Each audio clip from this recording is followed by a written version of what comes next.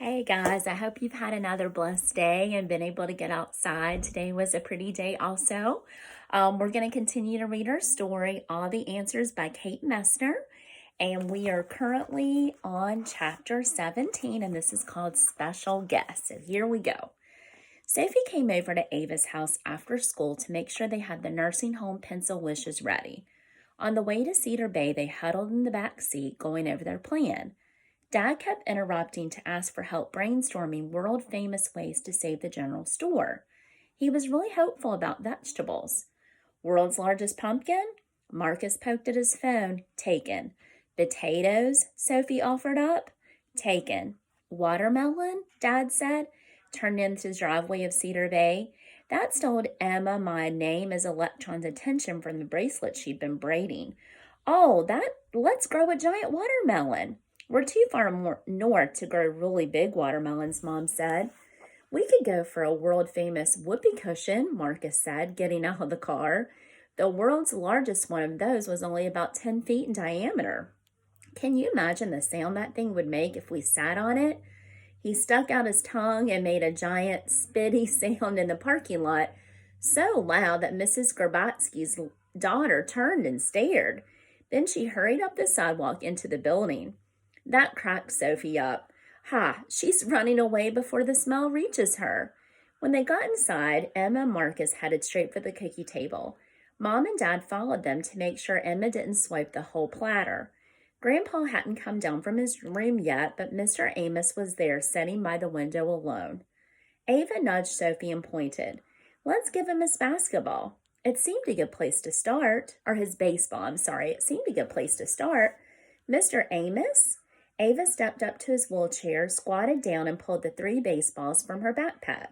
She held them out. We brought you something.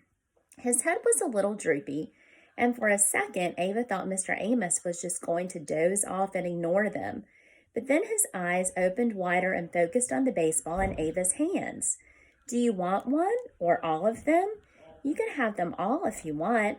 She started to hand him the newest, clean-looking one, but he reached for the older one instead. It was all scuffed up with dirt, and its stitches were fraying. But Mr. Amos pulled it into his lap and looked down at it, just staring. Do you want these too? She held up the other balls, but Mr. Amos didn't answer. He kept staring at that dirty old baseball in his hands, as if there were secrets stitched into the leather invisible to everyone but him. Okay, then. Ava put the other baseballs back in her backpack, turned to Sophie, and shrugged. I guess he likes it. You want to find Mrs. Gorbatsky next, or Mr. Clemson? Sophie looked around the room. Mrs. Gorbatsky was sitting in her purple pantsuit beside her daughter, waiting for the junior high school quartet to play. Mr. Clemson was by the cookie table, waving away the lemonade Betty was trying to give him, and shouting for his turnout gear. Let's go see Mrs. Gorbatsky first, Sophie decided. If we try to give Mr. Clemson the socks now, he'll be upset we don't have the helmet and jacket too. Ava started after Sophie. She glanced back at Mr. Amos by the window just as he lifted the baseball to his nose and took a deep, deep breath. The nursing home air reeked of overcooked vegetables and disinfectant, but Mr. Amos looked like he was smelling roses or warm bread from a bakery, like he was sitting in a ballpark, breathing in the scent of the newly mown grass. Maybe he was, Ava thought. She hoped so. Ava was nervous about approaching Mrs. Gorbatsky with her daughter right there, but Sophie didn't have any trouble explaining why she was putting a crazy multicolored flower and ribbon headdress on the old lady's head. We heard that she loves Ukrainian music, Sophie told Mrs. Gorbatsky's daughter, and I was doing this project at school in culture. I found out this is what people wore when they danced in Ukraine, so I made one for her. Mrs. Gorbatsky's face lit up when she saw the headdress. She pulled the stream of ribbons forward so they flowed over the shoulder of her purple jacket. Do you want to see yourself? Sophie asked. Mrs. Gorbatsky nodded. So Sophie pulled her cell phone from her jeans pocket and took a photo and turned it to show her. You look beautiful. Mrs. Gorbatsky smiled when she first saw the picture, but then her eyes got watery. She blinked and her mouth twitched, and Ava nudged Sophie to put the camera away. Sorry, Ava told the old woman's daughter. We didn't mean to upset her. Oh, you didn't upset her. I'm sure she's thinking of old times and perhaps old friends, right? She patted her mom's hand.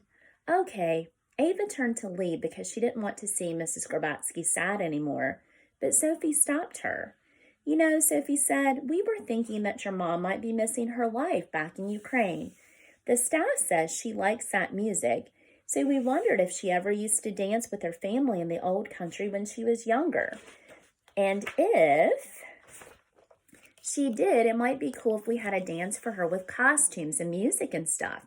And you could come and any of her other family that's around, and you could dress up too. And maybe she'd feel like she was there again. Sophie shrugged as if her crazy elaborate idea were the sort of thing people did in nursing homes all the time.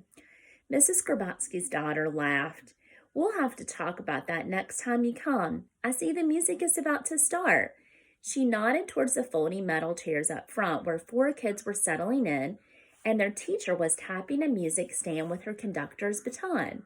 Come on, Soph. Ava tugged Sophie across the room to where the other Andersons were sitting, and they slid into chairs as the orchestra started playing. Grandpa was slouched down in a chair next to Dad, looking as grumpy as ever. Maybe this pencil wish project wasn't such a good idea, Ava thought. Mrs. Gorbatsky had looked so sad. Maybe she didn't want to remember what it was like to be younger and dancing. That had to be hard when you were older and couldn't even walk much or ask for pudding instead of Jell-O. You have your saxophone put together already, right? Sophie whispered when the strings quartet started their number. Yeah, it's over by my case, but Ava swallowed hard. I don't think I'm going to do it. Because what if she played that song and Grandpa didn't like it at all and he was even grumpier? What if Mrs. Gorbatsky cried again? What if all the old people hated Ava's song and they started throwing cookies and cups of warm lemonade at her?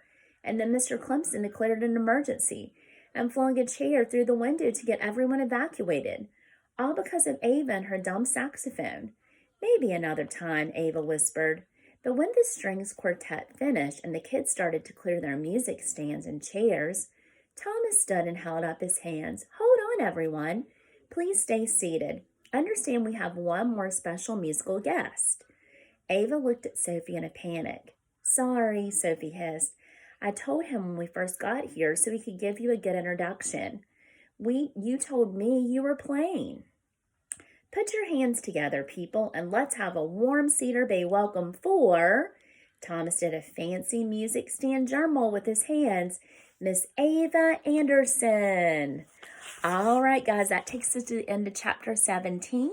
So tomorrow we'll tune in and we will read chapter 18 called Operation Jazz. All right, it's getting good. Thanks so much, and I miss seeing you and hope you're staying mind sharp and body active. And please let me know if there's anything I can do to help you during this time. And have a great rest of your day. Bye, guys.